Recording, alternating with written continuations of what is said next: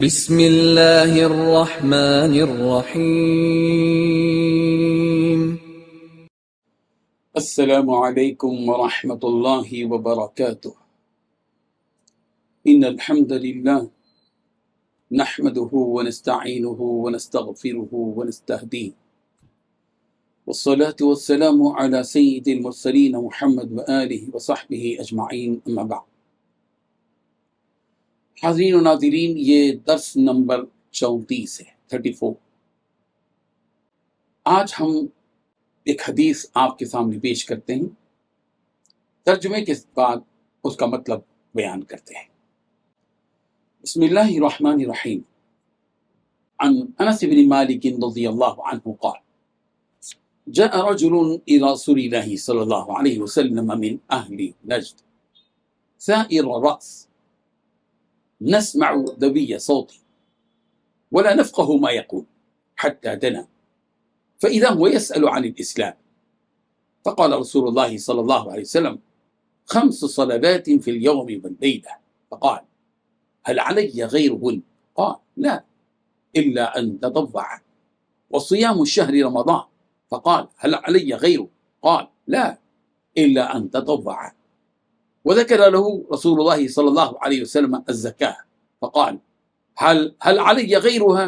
قال لا إلا أن تطوع قال فأدبر الرجل وهو يقول والله لا أزيد على هذا ولا أنقص منه فقال رسول الله صلى الله عليه وسلم أفلح إن صدق متفق عليه۔ ترجمہ یوں ہے، حضرت انس بن مالک رضی اللہ عنہ روایت کرتے ہیں کہ ایک آدمی نجد کے علاقے سے رسول رحمت صلی اللہ علیہ وسلم کے پاس آیا۔ اس کے بال بکھرے ہوئے تھے، ہم اس کی آواز سن رہے تھے لیکن سمجھ نہیں پا رہے تھے کہ وہ کیا کہہ رہا ہے۔ جب وہ قریب آیا تو معلوم ہوا کہ وہ اسلام کے بارے میں سوال کر رہا ہے۔ رسول اللہ صلی اللہ علیہ وسلم نے فرمایا دن اور رات میں 5 نمازیں فرض ہیں۔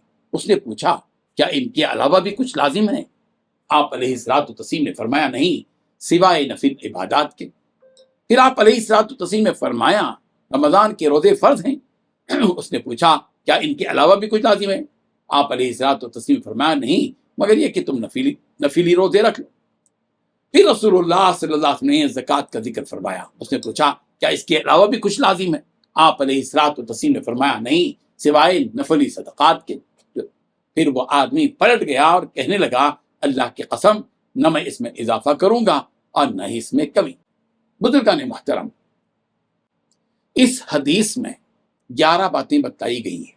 پہلی بات، نجد کا ایک شخص رسول رحمت صلی اللہ علیہ وسلم کی خدمت میں حاضر ہوا۔ دوسری بات، اس شخص کے سر کے بال بکھرے ہوئے تھے۔ تیسری بات، صحابہ کرام رضی اللہ عنہم کہتے ہیں کہ ہم اس کی آواز کی گنگناہٹ سن رہے تھے لیکن اس شخص کی بات سمجھ میں نہیں آ رہی تھی۔ چوتھی بات، وہ شخص رسول رحمت صلی اللہ علیہ وسلم سے بہت قریب ہو گیا۔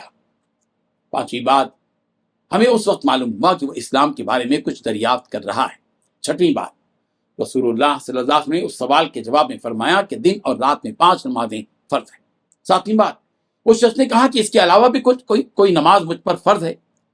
آٹھویں بات، رسول رحمت صلی اللہ علیہ وسلم نے فرمایا کہ نہیں بس یہی 5 نمازیں فرض ہیں، البتہ تم اپنی طرف سے کوئی نفل نماز پڑھو تو یہ تو تمہاری اپنی طرف سے ہے۔ آٹھویں بات، حضرت طلحہ بن عبید اللہ کہتے ہیں کہ رسول اللہ صلی اللہ علیہ وسلم نے فرمایا اور ماہ رمضان مبارک کے روزے فرض ہیں۔ اس شخص نے کہا کہ ماہ رمضان کے روزوں کے علاوہ بھی کوئی روزے مجھ پر فرض ہیں؟ رسول اللہ صلی اللہ علیہ وسلم نے فرمایا نہیں بس ماہ رمضان کے روزے ہی تم پر فرض ہیں، ہاں اگر تم فرض کے علاوہ روزے رکھو تو یہ نفل روزے ہیں۔ 9ویں بات، رسول اللہ صلی اللہ علیہ وسلم نے اس سے زکوٰۃ کے بارے میں بتلایا۔ اس نے پھر پوچھا کہ زکوٰۃ کے علاوہ بھی کچھ مال دینا فرض ہے؟ رسول اللہ صلی اللہ علیہ وسلم نے فرمایا نہیں تم پر تو صرف زکوٰۃ فرض ہے لیکن تم نفل صدقات دینا چاہو تو دے سکتے ہو۔ 10ویں بات کہ وہ شخص جو پیٹ پھیر کر یعنی واپس جانے لگا یہ کہتے ہوئے جا رہا تھا کہ اللہ کی قسم میں نہ اس پر کوئی چیز بڑھاؤں گا اور نہ اس میں سے کوئی چیز گھٹاؤں گا بلکہ جو کچھ کہا گیا اس پر برابر سرابر عمل کروں گا۔ 11ویں بات، رسول رحمت صلی اللہ علیہ وسلم نے اس شخص کے بارے میں فرمایا کہ اس شخص نے یہ باتیں جو کہی ہیں اگر سچ کہی ہیں تو پھر تو وہ شخص کامیاب ہو گیا۔ بزرگان محترم، اس حدیث سے ایک سبق تو یہ حاصل ہوتا ہے کہ رسول رحمت صلی اللہ علیہ وسلم کی خدمت میں ہر طرح کے لوگ آتے تھے، مختلف سوالات کرتے ہوئے دینی معلومات حاصل کرتے تھے، اور رسول رحمت صلی اللہ علیہ وسلم ایسے لوگوں کے سوالات کے تشفی بخش جوابات بھی دیا کرتے تھے۔